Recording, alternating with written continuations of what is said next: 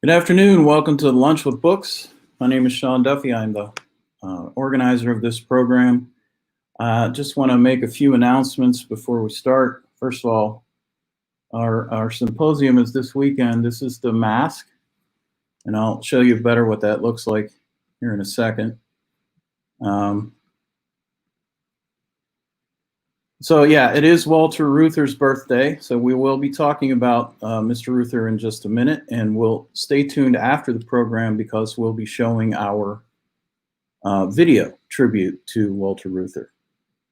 Now this is what the mask looks like. This is Carol and George Jeffries, who are associated with the United Auto Workers. They bought a couple of masks. You can get them for $15 each. Just send me an email or a Facebook message. This is what they look like closer up. That's the logo for our symposium, which is this Saturday. Like I said, stick around for the video after. And speaking of the symposium, it's this Saturday, the 5th, beginning at 11 a.m. We have a good lineup of speakers, including Dan Graff from Notre Dame, Mike Stout, who's an activist from Pittsburgh, who's written a book, Chuck Keeney, who is one of the founders of the West Virginia Mine Wars Museum, and Cicero Fain, who will talk about Black Huntington and labor in Huntington. This Thursday at 6:30 p.m., we will continue our People's University, the struggle for women's rights. Jenrette, of Edinburgh University, now retired, we'll discuss the founding mothers, and you'll have a chance, if you ask a question, to win 2 of these fine stemless wine glasses that feature suffrage personalities. And you'll have a chance to win 2 free passes to the Heinz History Center in Pittsburgh, courtesy Bob Stakely and the HCAP program, and we thank them for their support of our programs. And we'll get back to that in a little bit when we have our discussion. So I'd like to introduce our guest today. Dr. Nelson Lichtenstein is Distinguished Professor in the Department of History at the University of California, Santa Barbara, where he directs the Center for the Study of Work, Labor, and Democracy. He has written numerous books, but the one we're going to talk about today is The Most Dangerous Man in Detroit, which is his fine biography of Walter Reuther. So here is Dr. Nelson Lichtenstein. Hi, glad to be with you. Thank you very much for having me. I appreciate it.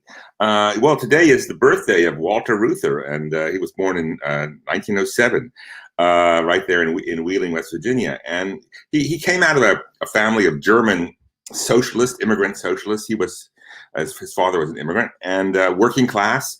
Very much they valued education, self-advancement, humane ideals, and socialist ideals of equality, of course. He was not a wobbly, an industrial workers of the world. That was too sort of wild, and for him, he went to Sunday school, and his father always said, "You've got to get a trade," and so Walter became a tool and die maker. His brother Roy became a electrician. Victor, his younger brother, went off to college and never got a trade, a kind of solid sort of industrial skill. And he always felt, Victor felt sheepish about that. What did it mean to have a trade? Well, tool and die makers, he learned this at Wheeling Steel, and then he went to Detroit with it. They were the people who manufactured the dies that were essential to the stamping out of fenders and carburetors and everything else you used. And it was enormous skill involved in being a tool and die maker. You had to shape metal to 1/10,000th of an inch. The only contemporary job like that would be a very skilled, say, computer programmer or something at Microsoft or Facebook. And when Reuther worked at the Rouge, the River Rouge plant of the Ford Motor Company, this was sort of the same thing as Silicon Valley. It was the most advanced, most exciting place to work in a world that's in a company that's reshaping the world. And so Reuther is there, and he becomes, I think he's one of the highest paid skilled workers at the Rouge in the early Depression. Then, of course, he goes off with his brother Victor. They go off to Europe. They're socialists. They want to see what's going on in Europe and in the Soviet Union. And they spend 2 years in 33 and 34, early 35, they're in Germany when the Nazis take over. They, and they're appalled by that. They're in part of the anti-Nazi resistance. They go to the Gorky auto works in the Soviet Union and help make tractors. And they, because at that time the Soviet Union was very amenable to having skilled American workers come over. This made Reuther a very cosmopolitan figure. I mean, he was from Wheeling. He didn't go to college.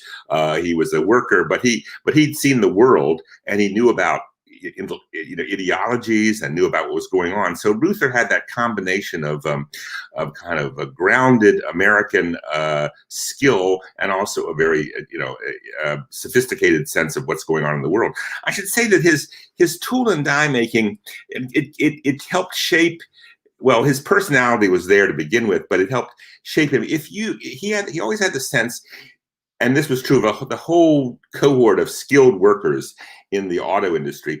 If you were able to be at the absolute center of production, doing the most important thing that was necessary to manufacture cars or anything else, well, then you could also you were a master of your own work.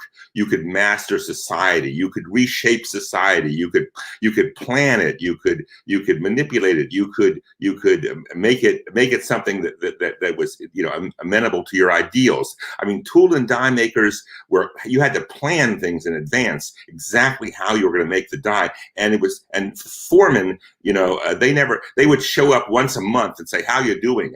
And the tool and die maker would say, "Get out of here, I'm busy." And the foreman left. They respected the skill. The same was true. Reuther had that sense about the society as a whole, that the skilled workers and other workers they would become into the union. They could reshape society. And so in 1936 he was a socialist, but they were in favor of Roosevelt, and the socialists in Detroit, where Reuther was working then, put out a little leaflet, and I think it's a great leaflet. It said, "You voted New Deal at the ballot box and defeated the auto barons. Now get a New Deal in the shop."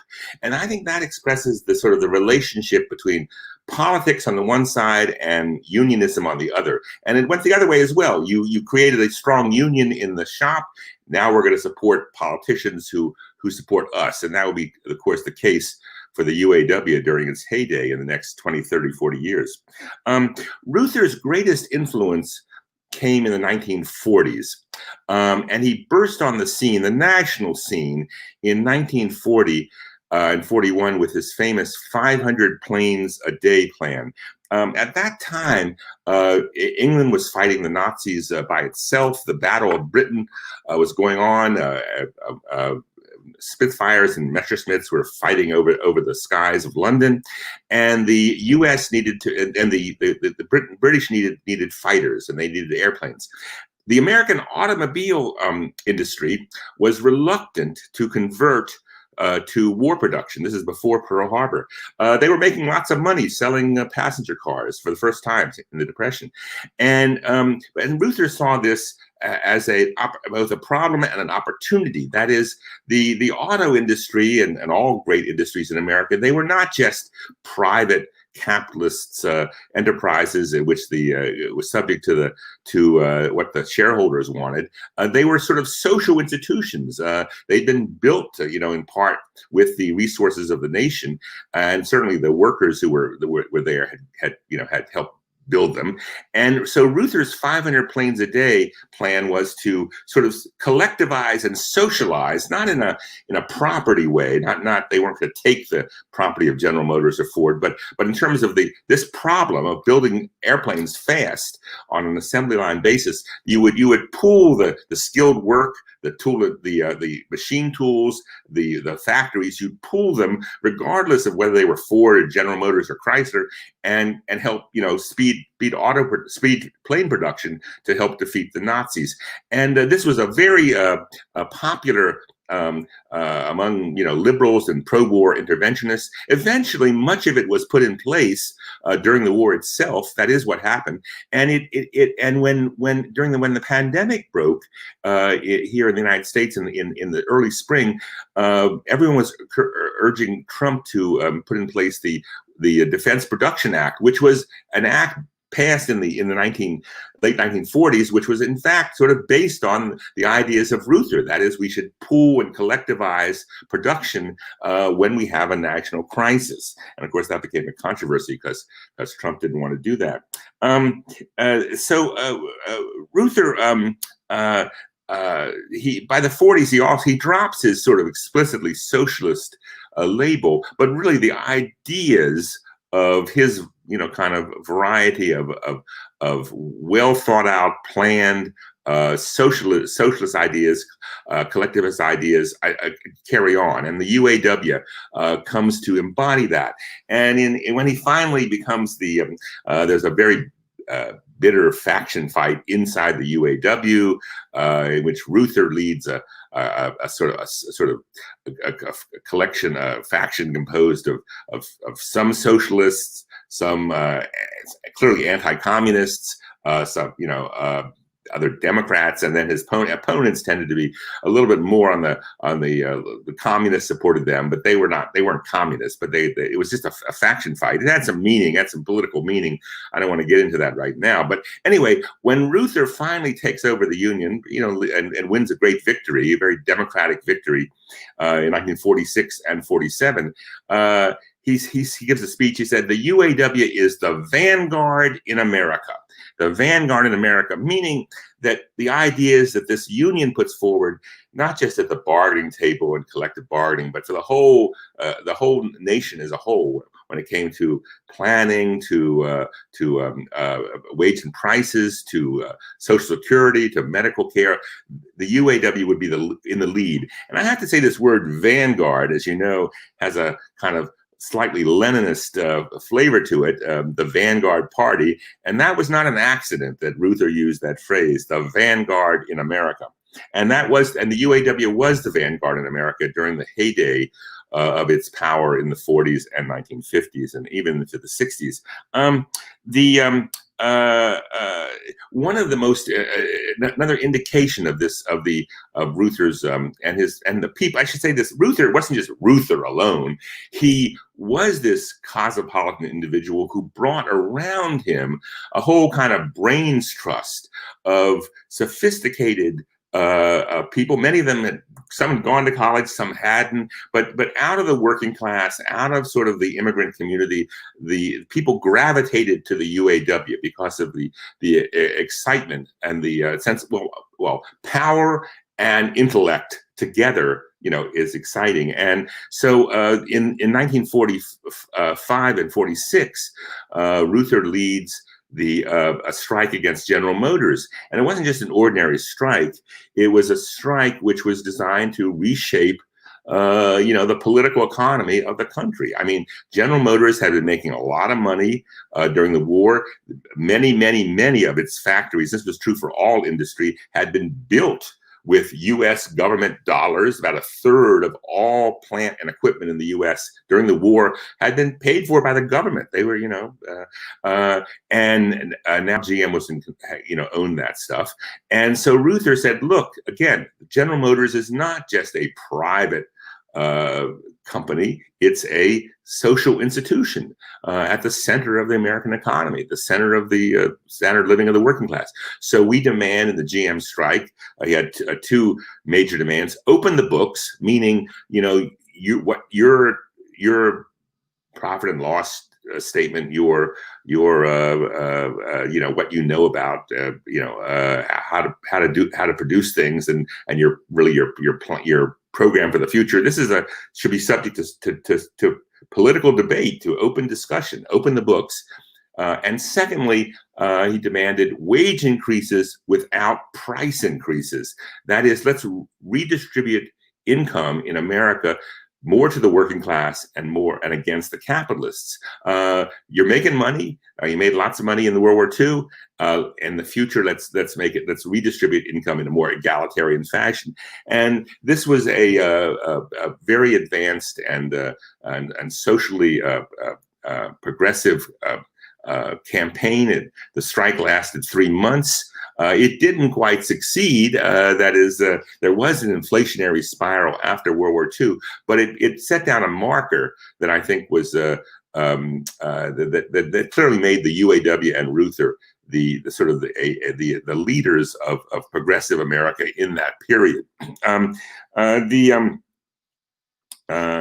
And I think that, I mean, Reuther would always say, you know, we don't want just another nickel in the pay envelope. We want to, we see collective bargaining as a lever to change the nation as a whole. And so, for example, in the 50s, Reuther was able to get much better unemployment benefits, much better pensions, health insurance, etc. Now, this had a negative side to it, which Reuther thought, and others around him thought, well, the UAW will pioneer this stuff. We will be the vanguard in America. We will, get good pensions for workers. We will get good health insurance for workers. And then this will spread to the rest of society.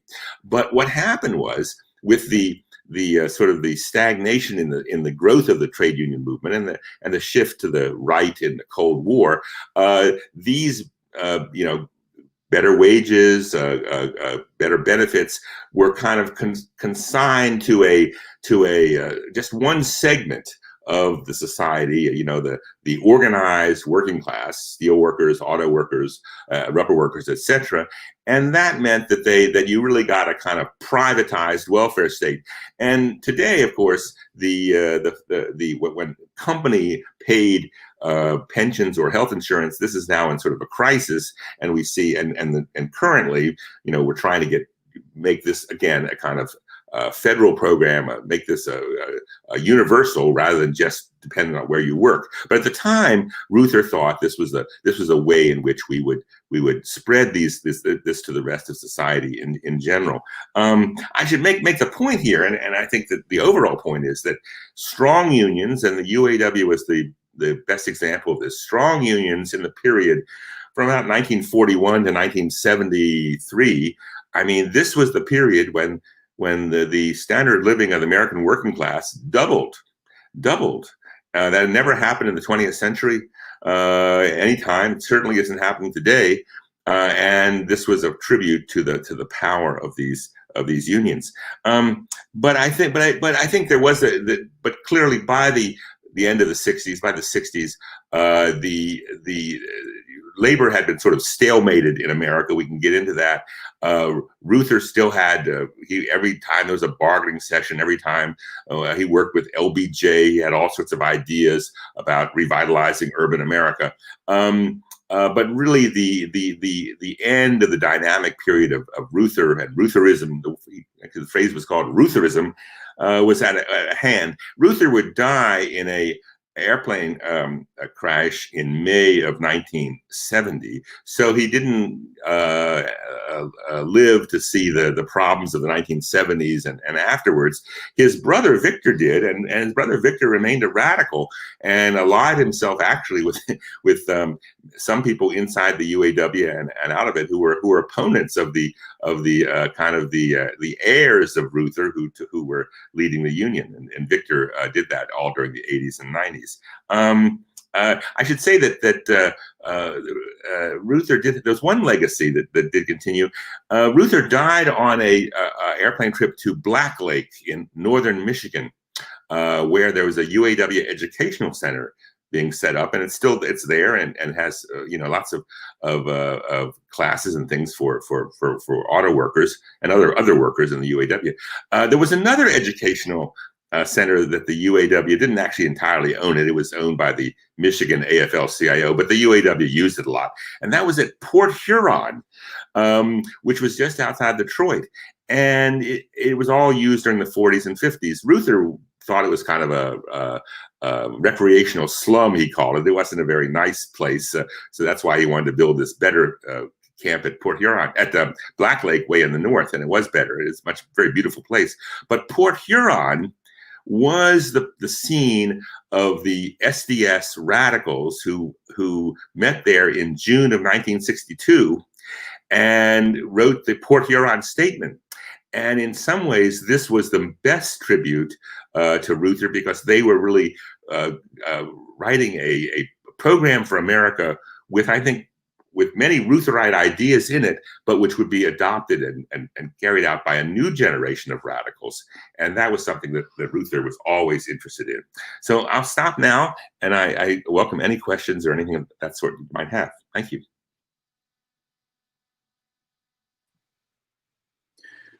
Well, thanks for that interesting overview of Reuther's life. I do have a couple of questions. Can you hear me? Yes, indeed. Okay, good. I'll put them up here so people can read. One thing I want to start with is I work at the Ohio County Public Library, which evolved from the Wheeling Public Library. It is not called, it could have been called a Carnegie Library, but it's not. So maybe we could start there. Sure. Oh, yeah, that's a wonderful story, because before Reuther was born, his father, Valentine, was a young, vigorous socialist. And in, I think it was 1903 or 2 or 3, the Carnegie, of course, was famous and infamous. He was infamous because in 1892, Carnegie and his and Frick, his man in Pittsburgh, had orchestrated the bloody strike and pitched battle between Pinkertons and striking steelworkers at the Homestead Works, and it was a celebrated conflict in which the Pennsylvania Guard and I think the Army were called out to defeat workers, and it was a major event in the history of American labor and the triumph of kind of brutal capitalism that certainly lasted well into the New Deal period, from the 1892. Well, Carnegie sells out in 1901 for the first billion-dollar company in America. The U.S. Steel was created, and Carnegie becomes the richest man in America there for a while. And he decides to build these libraries, these libraries, and all over the country. There was one in my hometown, the Carnegie Library. Well, that's okay, that's good, but it's called the Carnegie Library, and it was identified by socialists and others as the man who would, killed workers at Homestead, was going to what? And so he offered, what he would do is he offered the city fathers of Wheeling, look, here's $50,000 to build a library. You have to find the land and help pay for some of the books and the staffing of it.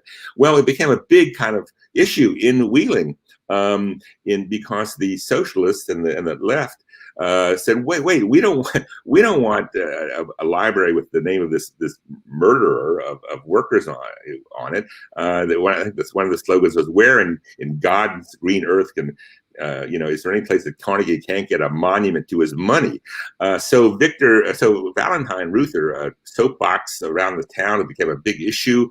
Would the city accept the library? I think it needed a supermajority to win, and they didn't get it. The city fathers didn't get it. The socialists and the labor movement won. They rejected the Carnegie Library, but then the city said, okay, well, we'll build our own library, and they did build it in proletarian South Wheeling. And as I haven't seen, you must be familiar with it, but it was a kind of symbolic victory anyway of the Wheeling working class against this mega rich guy. I mean, of the time.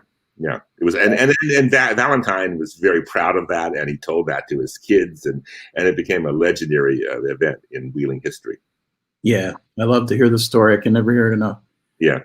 So we did have a hello from the Battle of Homestead Foundation in Pittsburgh. Obviously, they're our partners in labor weeks. Here's a question from the audience that I thought was a pretty good question. I'll put it up. Would survive the political? Oh, right.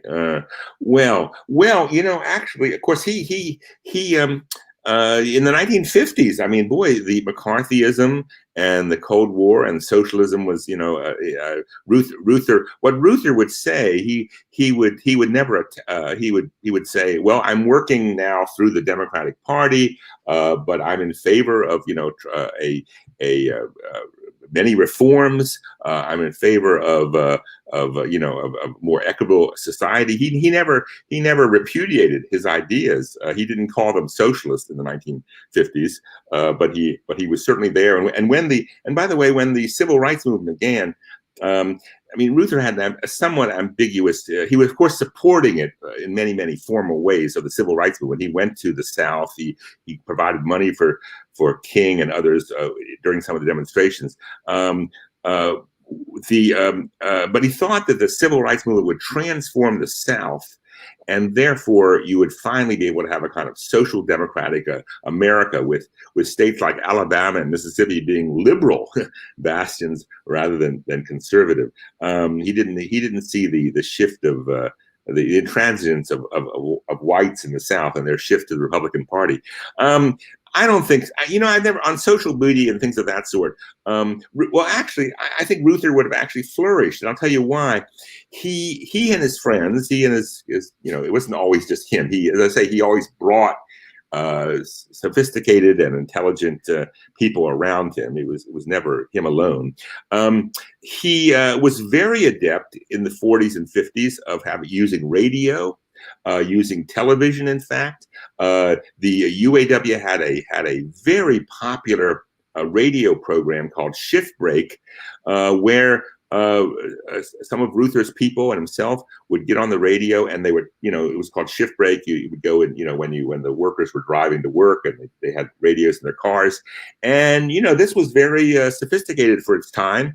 And Reuther wanted to form a national newspaper put out by the labor movement. That didn't quite happen, but they did have very sophisticated, very useful magazines, and one was called Ammo for UAW shop stewards. So I think actually Reuther would have flourished in the era of social media.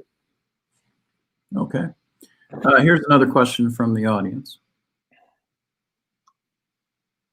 Yes, yes, right. Well, right, very good. Reuther was of course a strong supporter of the Great Society and of the war on poverty. He did think, I guess, this is before the trade wars with Japan, before China becomes and Japan and Germany are eating the cake of the American auto industry. He did think that. He still had the ideas of socialism, but he thought American capitalism could work. That is, American auto companies were pretty sophisticated and productive, and he thought we need to redistribute some of the money there. But he thought that capitalism was working, and therefore, some people are left out: African Americans, Appalachian whites, and the war on poverty. We just have to make them.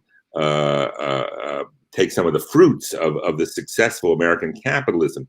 That turned out to be not to be the case. That the auto industry itself would have big troubles in the late 70s and beyond. The other thing was, I think, that when it came to race, Reuther,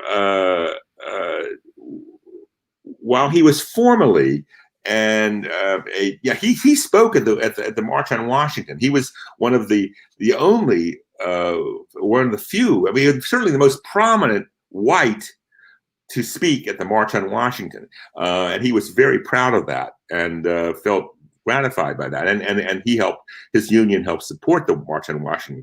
But when it came to questions internal to the union, Reuther was kind of, how to put it, both handicapped and blind to the rising tide of African American militancy in the shops and in their demand for more power in the union. And so he had to sort of, how should I put it, run to catch up with the African Americans inside the union itself, and this left a very bad taste.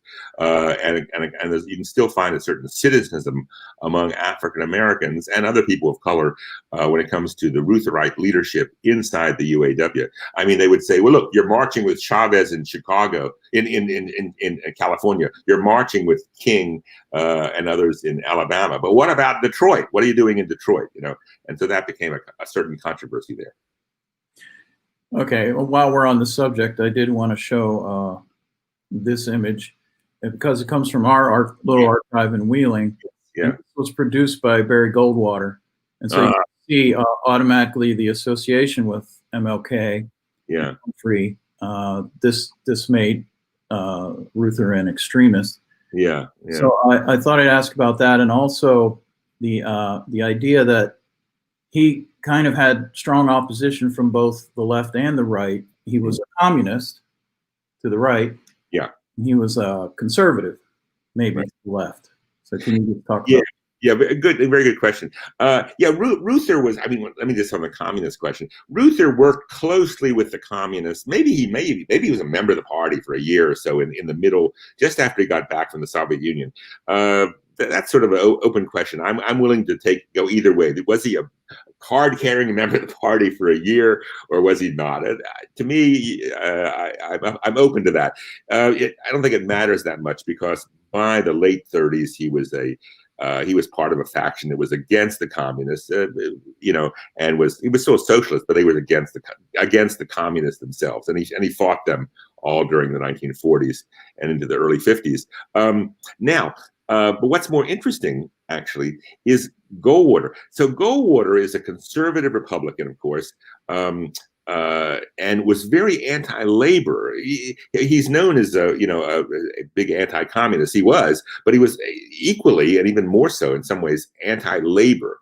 And in 1957, there was the famous hearings chaired by Senator McClellan, into corruption in the unions, and of course Jimmy Hoffa is most famously, put on the carpet and is kind of belligerent. But Walter Reuther is also called before this committee. Now Reuther and the UAW were basically at least the kind of corruption that we think of associated with Hoffa. None of that was in the UAW at all. And Reuther came out of those hearings clean as a whistle, etc. However, Barry Goldwater said at the time, I think he said it publicly, he said, "I'd rather deal with Jimmy Hoffa than Walter Reuther. Jimmy Hoffa just wants to take our money. Walter Reuther wants to take our freedom." And what he meant by freedom there was the freedom of capitalists to do whatever they damn well pleased with their property and with their profits and with the workers. Now, yes, and it's true, Walter Reuther was ambitious in that respect. He wanted to deprive capitalists of their freedom. And so the right saw Reuther as a real bogeyman in this period, the 50s and 60s, they would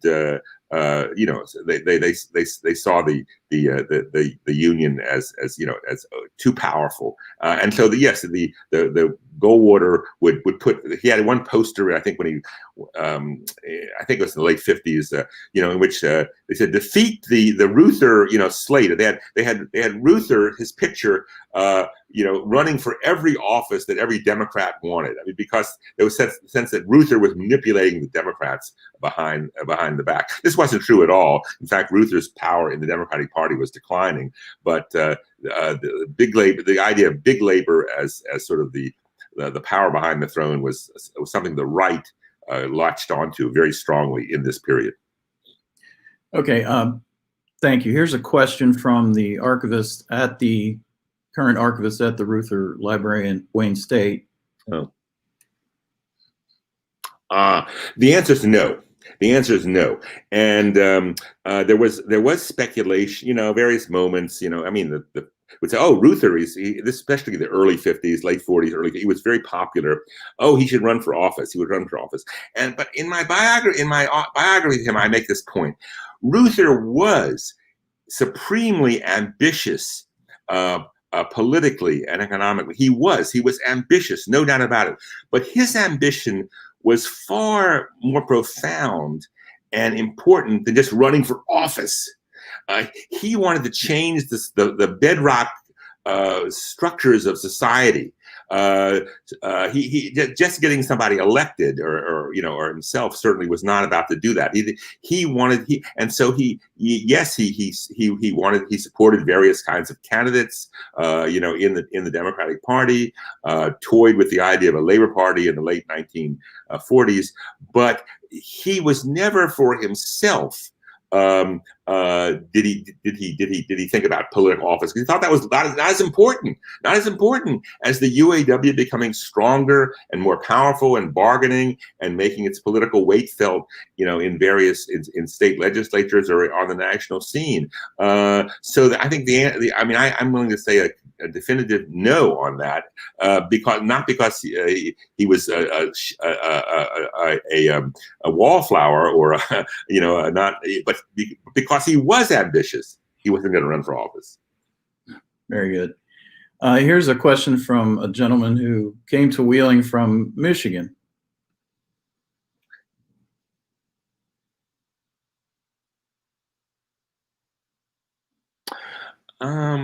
Yeah, well, a good question. That is a good question. He was proud of the fact he came from Wheeling. They would return to Wheeling, for family reunions all the time, as long as his parents were alive. Certainly through the 30s and into the 40s. Yes, he was. Yeah, he didn't think of himself as an Appalachian, not at all. He thought of himself as coming out of the industrial working class and immigrant working class German. Proud of his German roots. And he enjoyed very much coming back to Wheeling, a little more rural than Detroit, and the family had a kind of place. I believe it was a little bit out in the country, but he didn't think of himself as Appalachian. That was not his identity at all. And later on, and I should say, part of his cosmopolitan sense, he marries May Wolfe, who is from a Jewish immigrant family. His friends, his best friends, are sort of intellectuals in Detroit. He's very, very at ease in this other world. So he's not. He doesn't think of himself as an Appalachian. No. Okay.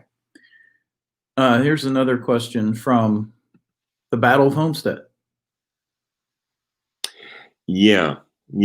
Well, the hard question, a good question, which what is the legacy of Walter Reuther? That's a very, and so what is? Yes. Well, I do think it is that a trade union movement, to be successful, has to have both a political side to it and an industrial side to it. That you have to have both, and that if you think that you can just sort of cut a deal with whoever your bargaining partner is, that's not going to work, because there are all sorts of things going on in the world, international competition and politics that are going to get in the way. Now, I might as well say this: there's a lot of people in this country who think that, Detroit has had a lot of problems. That's because the auto workers were greedy and wanted too much, and so naturally industry closed down or went away. And that's an idea that's propagated by the American right, and it's really seeped into American culture. And I find that all the time. I think that the mobility of capital, which is what happened, that is, auto companies in Detroit, they'd say, well, we're going to build our next plant in Mexico or China, for that matter. GM produces more cars in China today than does in the U.S. The mobility of capital is the Achilles heel of the labor movement in the United States. It has been for years. Reuther tried to figure out a way to stop that, to sort of get controls on capital. This means controls on finance, controls on Wall Street. But without that, yes, if you raise wages in Detroit, capital is just going to take off. So what's the alternative? Don't raise wages, live miserably, live at the same standard of living as people abroad? No. So I think the answer is that and this is one legacy of Reuther, a trade union movement has to be ambitious in this not just, I said, not just a kind of political way, in a kind of electoral politics, but ambitious in a broader sense, in reshaping society and getting controls today. question is, how do we get controls on finance? And I think that is something that is the task of the left in America. Okay. Well, maybe this is a good one to end on. And this is another book you wrote called State of the Union, which I've been looking at. And so maybe you could comment on, I talk to people all the time who you would think would be pro-union. Mm-hmm. They're vehemently anti-union. And so how's this happen? How did the... Good question. Yeah, I think partly it is this, that we have had, I mean, all throughout the industrial Midwest and Appalachia, certainly West Virginia, we've had an economic disaster. We've had an economic disaster. So people wanted to blame that on someone. And I think capital and a financier in Wall Street who is saying, oh, we'll lend you the money if you build your factory in China and not in Pittsburgh. That's removed. That's something maybe on page 38 of the financial pages. But the trade union, which is right, which they know that working people and others in West Virginia and Michigan, they know people who are in trade unions. They know people who work, that's right there. And, some union is facing this disaster situation. And it's sort of, because it's so close to them, it's right there, they can see it, then they blame it. And the kind of the hidden hand of capital, which functions in this more remote way and more powerful way, I think is given a pass. And I think it's a question of education and also a question that unions, I mean, the other thing is, to the extent that unions have been on the defensive for good or bad reasons, for whatever reasons, and people say, well, they can't do anything, and it's like a Stockholm syndrome. If the union can't do anything, why ally with it? Let's ally with the people who are powerful. There's that sort of psychological thing takes place as well, which is why we need a union movement which is dynamic and which is powerful and which is the irony is here that the weaker the union movement becomes, the more it is labeled as big labor. Ironically, the more a union movement can take wages out of competition, can impose its vision on the rest of society, the more popular it becomes. And then the UAW was very popular when it was powerful back in the 40s and 50s. Well, on that note, I want to thank you for participating today and for your excellent presentation and answering our questions. Thank you, Dr. Lichtenstein. I'll let you off the hook now, and good luck with your future projects. All right, you're welcome. Stay tuned. We're going to premiere our video tribute to Walter Reuther right now. Great.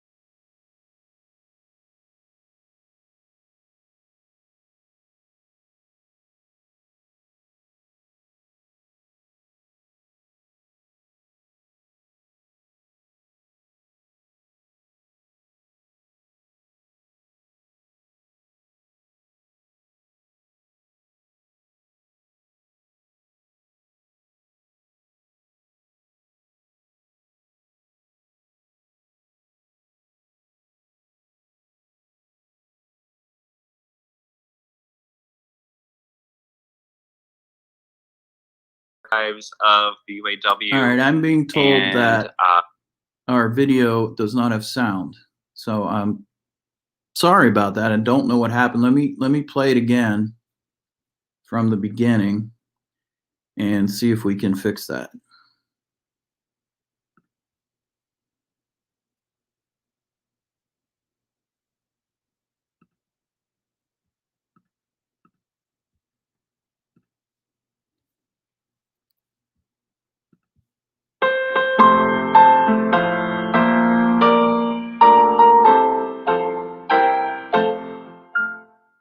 Dear Walter, we're keeping your ideas alive here at the Walls Foundation, and thank you for being one of the most eloquent Americans to articulate that our working citizens will never achieve economic justice unless and until they do so alongside their African American brothers and sisters.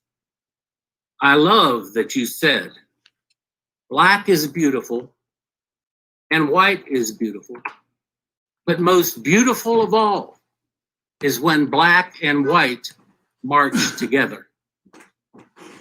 You were Wheeling's own bright light in the civil rights struggles of the 60s and 70s, and one of the first to internalize as part of your public character that Black lives matter.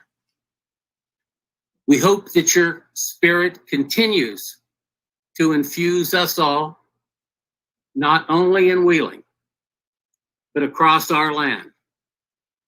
Happy birthday and cheers.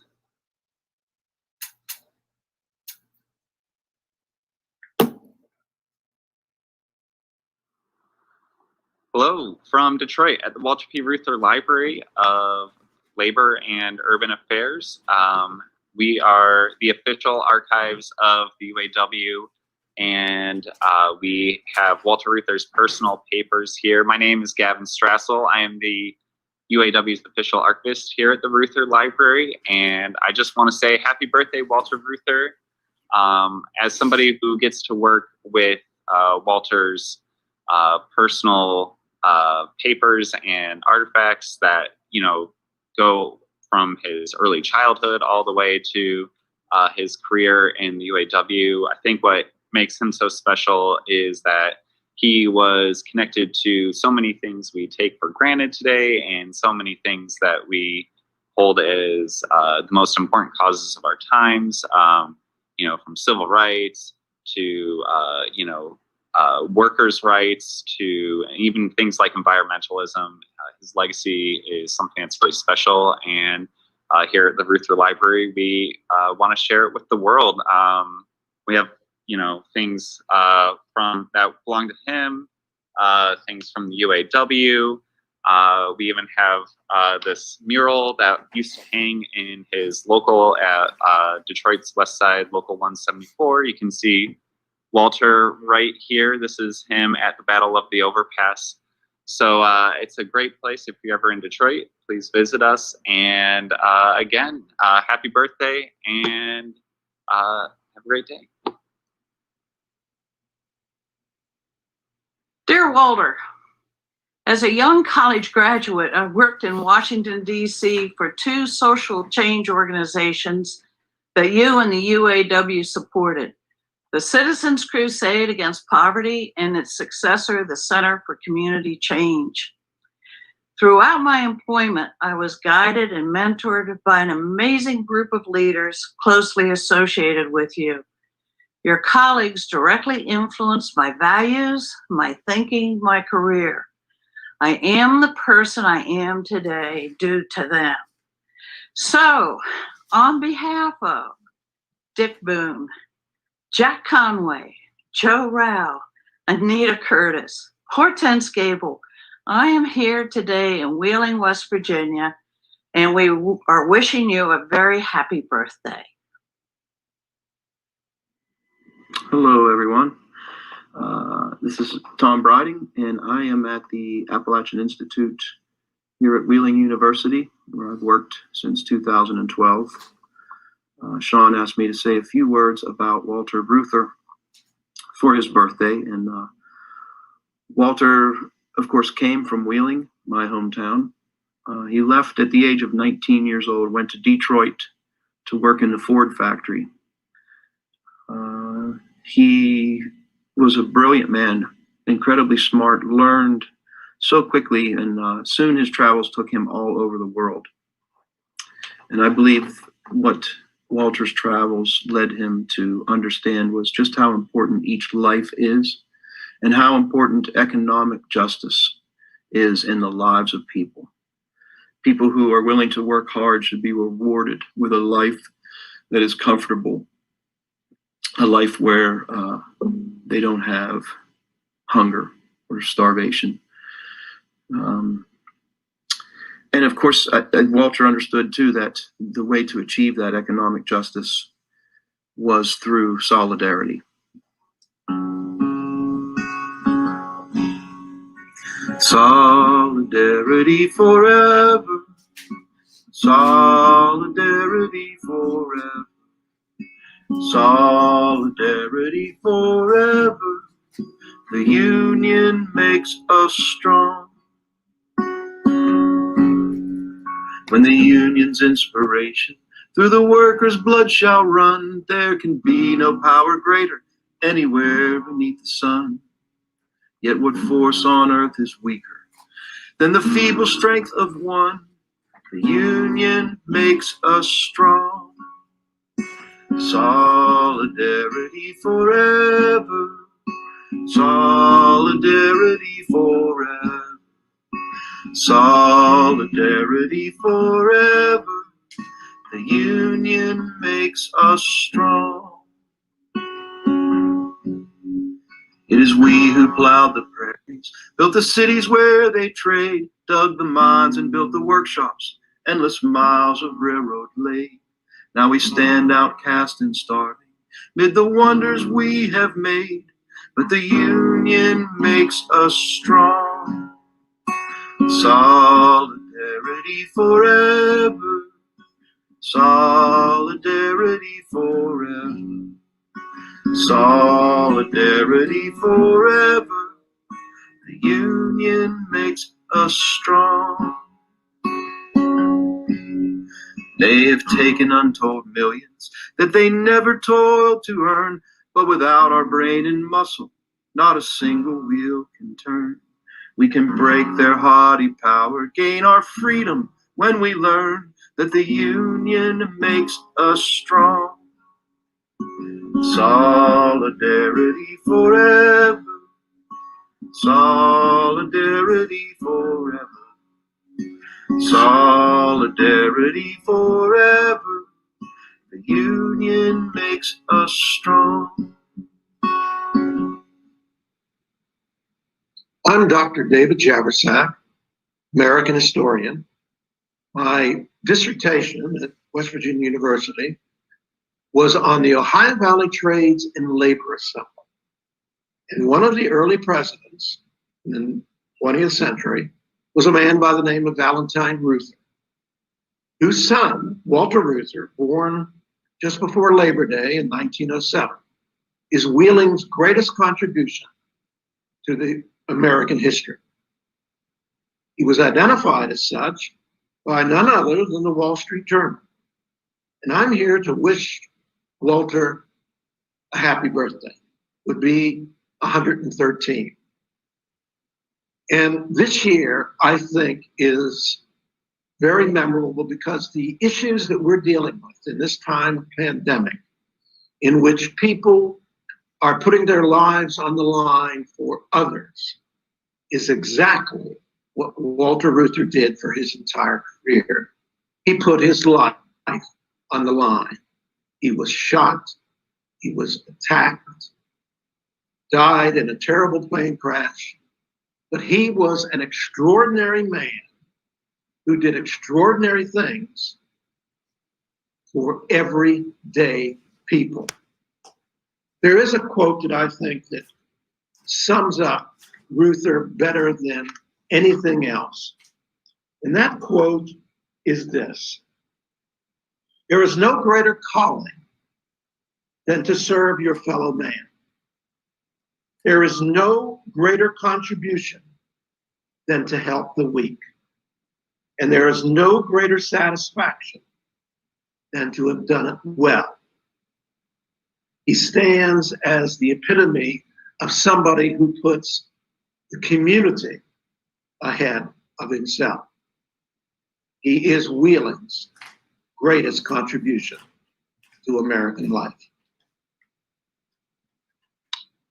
Hi, my name is Dan Graff. I'm a labor historian at the University of Notre Dame, where I also direct the Higgins Labor Program. And I'm delighted to wish Walter Reuther a happy birthday, 2020. I consider Walter Reuther probably the most important 20th century American that most people have never heard of, despite his importance in US history. If anyone in the United States can be identified as most important to the creation of the American middle class society of the post-World War II era, it would be Walter Reuther. As president of the United Auto Workers, as a leading, most imaginative labor leader of the entire post-war period, and as a prominent policy and public intellectual, Reuther didn't have any peers.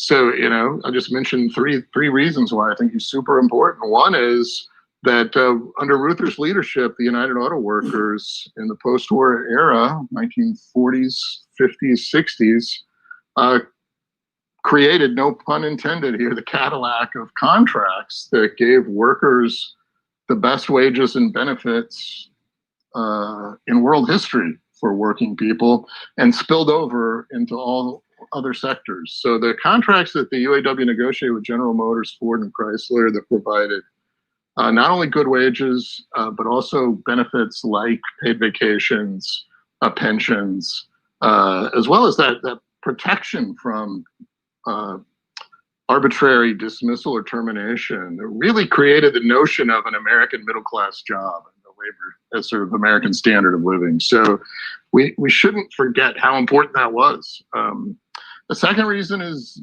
Reuther really envisioned workers playing a critical role in American politics, and he thought labor unions, and led by labor leaders such as himself, should play a prominent role in policy. Reuther came up with the idea that became the Peace Corps, for example. Reuther came up with some of the ideas that led to the creation of the cabinet-level position of housing and urban development. Reuther and the UAW were central to the passage of the Civil Rights Act, in supporting that to eliminate racial discrimination in the labor market. So without Walter Reuther's leadership, post-World War II 20th century social policy would look very, very different. And then the third thing I'll just say is that we need representatives of working people in the public sphere representing and giving voice to workers' interests. We don't really have that powerfully today, and Reuther played that central role.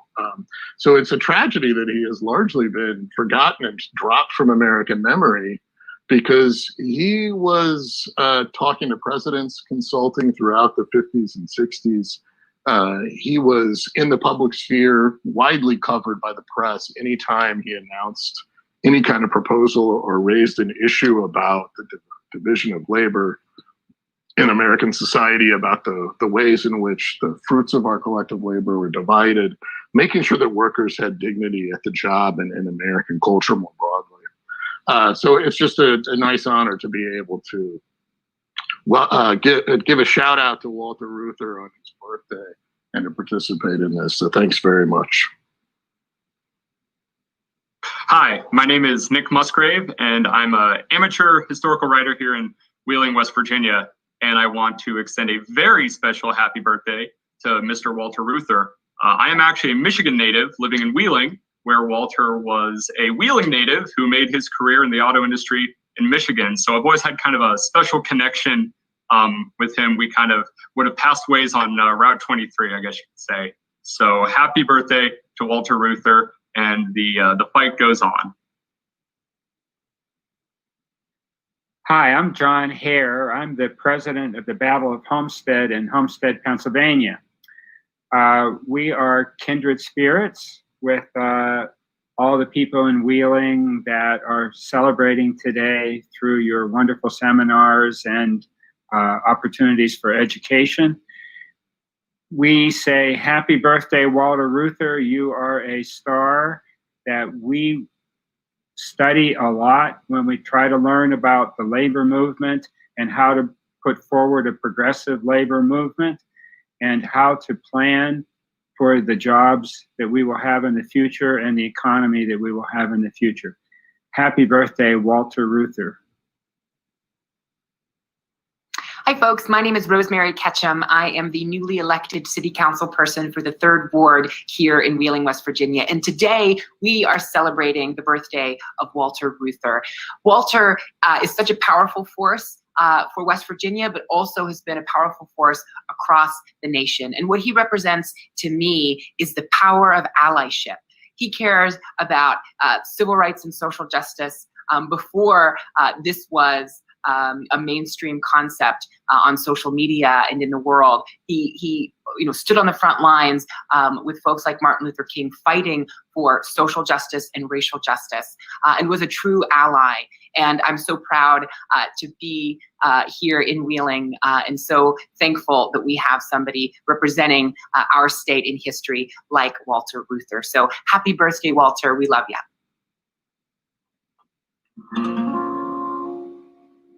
Which side are you on? Which side are you on? Which side are you on?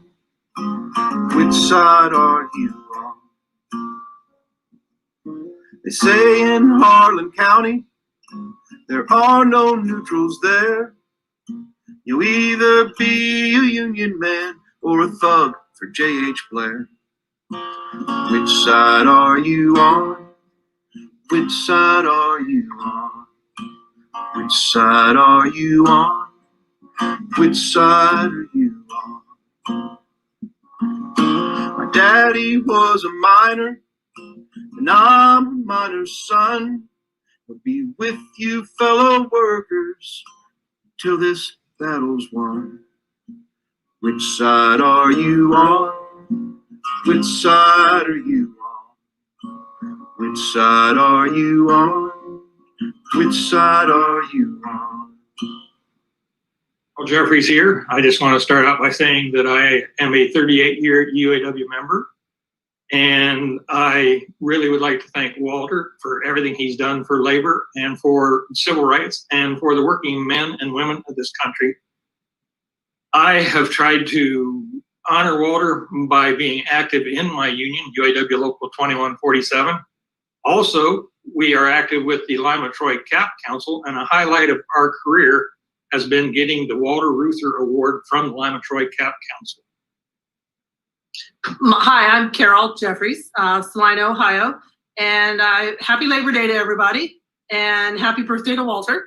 I just want everybody to know we follow the tenets of Walter. I admire Walter, even though I am not a direct UAW member. I am a household member. And we live by the tenets of Walter and all of the things that he has done to forward the working men and women of the United States. He's a championship of labor. He is one of them who has, he was a very leading civil rights leader. We helped the Lima Area CAP Council and the Central Labor Council of West Central Ohio. And one of the big things is social justice, equality for all. And that is one of the things that we live our life for, we've raised our kids for, and we have Walter to thank for that. He has advanced that movement greatly and brought it to the forefront. And the UAW is a leader in equality for all, men, women, doesn't matter your religion, doesn't matter your race. Everybody is equal, and the UAW to this day lives by that rule. His legacy will go on, and I think on Labor Day is the day that we have that we can thank all of the working men and women of labor in the United States and all of the leaders that have come before us that have given us these rights. They've won these gains for us. We have insurance, we have all kinds of things as everybody in general because of them, and we need to thank them. So again, we'd like to thank you for your support for this great man. And we'd like to thank Walter and his family for everything they've done for us. So happy Labor Day to everybody, and happy birthday, Walter. Happy birthday, Walter. Good afternoon. Delegate Sean Fluharty here, representing the 3rd District and the House of Delegates here in Ohio County and the City of Wheeling. I want to give a happy birthday to Walter Reuther. And on a personal note, just to talk about how I think about Walter, my dad just recently retired as a union member, local IBW 141. And through Walter's work for the UAW and the strong labor unions we had back in the day, my father and my grandfather and many people in my family were able to not only work with dignity, but now retire with dignity. And I think that's very important as we talk about the labor movement and the contributions that Walter made. And one thing that stands out from Walter's contributions, not just on the labor side of things, but how he used labor to push social justice, which today in 2020 is front and center. The conversations we're having in this country right now, they're vital for us to progressively move forward. So I think when I think about the civil rights movement, the Voting Rights Act of 1965, Walter played an intricate role in getting that across the finish line and moving social justice to the forefront. He really was ahead of his time. So I'd like to thank him and give a shout out and happy birthday, Walter. Hello, I'm Nelson Lichtenstein.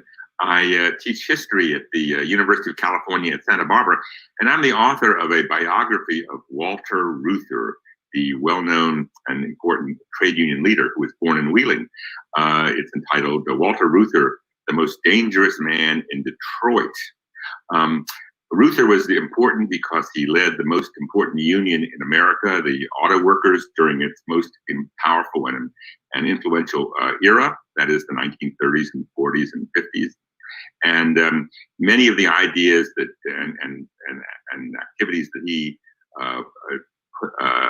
that the union got involved with, and that he was he was its leader for a quarter century. I think those live with us today, and they have relevance today. Walter said of the United Automobile Workers, "It is the vanguard in America," meaning it will lead the country out of its troubles.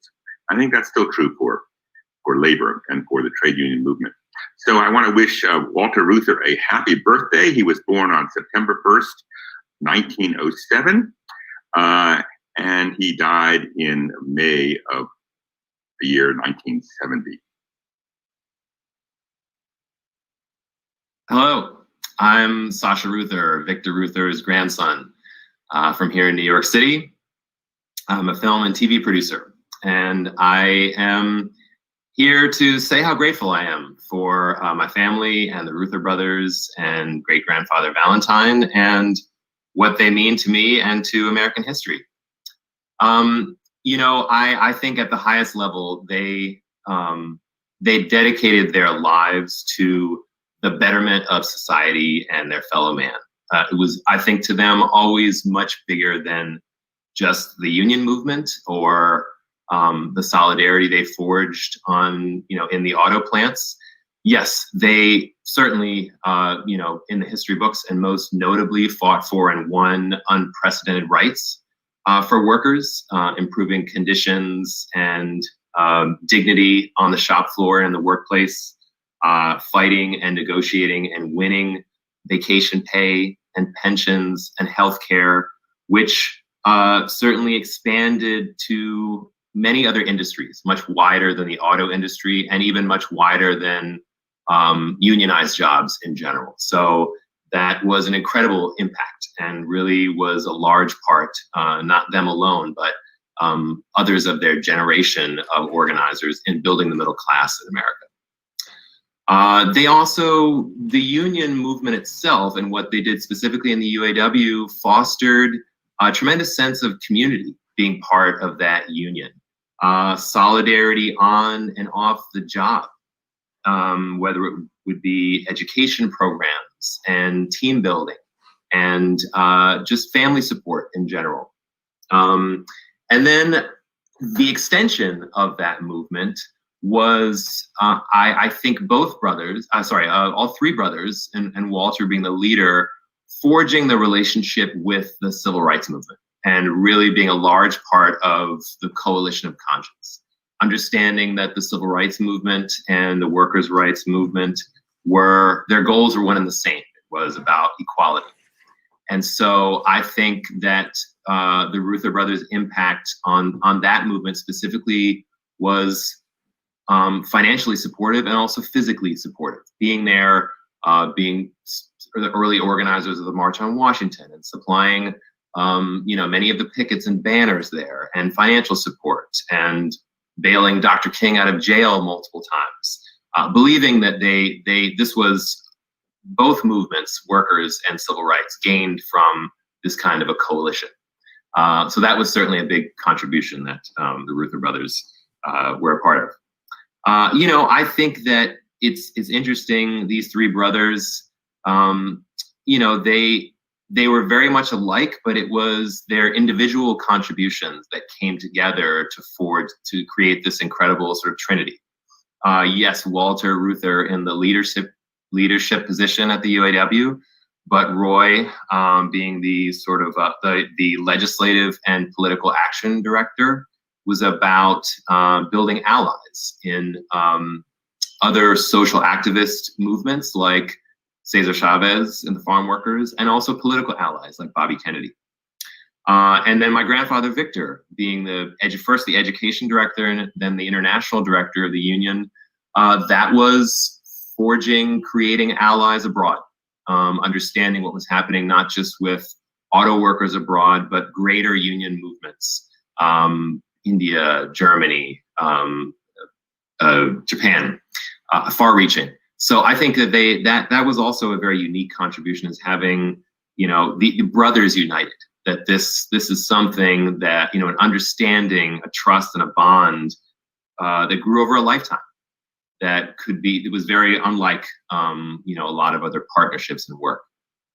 And certainly that all, it was influenced greatly by their father, Valentine, my great-grandfather. And it was certainly growing up in Wheeling, West Virginia.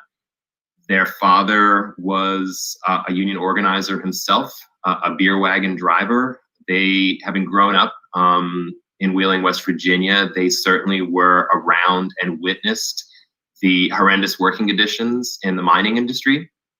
And Valentine impressed upon the boys and all of his children really general values in life, being selfless, speaking out and standing up for your neighbor, and also learning both sides of an issue, to be highly skilled in debate and negotiation, understanding your position and also turning around and playing the other side of the table. And so I'm grateful on a personal note, being Victor Reuther's grandson, that these values were imparted on me, for my parents, but also the individual time that I spent with my grandfather. And it wasn't just the respect for people from all walks of life, but it was the genuine curiosity about the world and humanity and hunger for knowledge and history. And that's what I do in my work as a TV and film producer is I do historical documentaries. My activism is to educate. So I'm very grateful, and really I obviously speak very highly of them, but this is a genuine personal thankful and a personal thank you that I give to the Reuther brothers and my great grandfather Valentine. And I just want to say happy birthday, Walter, from New York City. All the best. This story tells of the greatest labor leader of this century. Walter P. Reuther, a man who truly lived what he believed. Born in West Virginia, Walter Reuther was his name. 1 in 4 of the sons of a man who taught his sons to take a stand, to fight for the rights of yours and his fellow man. I've had a life that's self-fulfilled and rich in teaching me. Spoken were these words of a man who lived what he believed. Social justice was his aim for the common man. He would attain to a better life. He opened the door no labor leader had ever done before.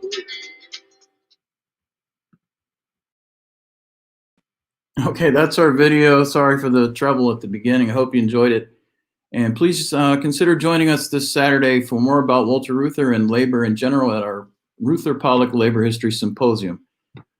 Saturday, starting at 11 a.m. See you then, and thanks again, Dr. Lichtenstein, and everyone who participated today. Have a good day. Happy birthday, Walter Reuther.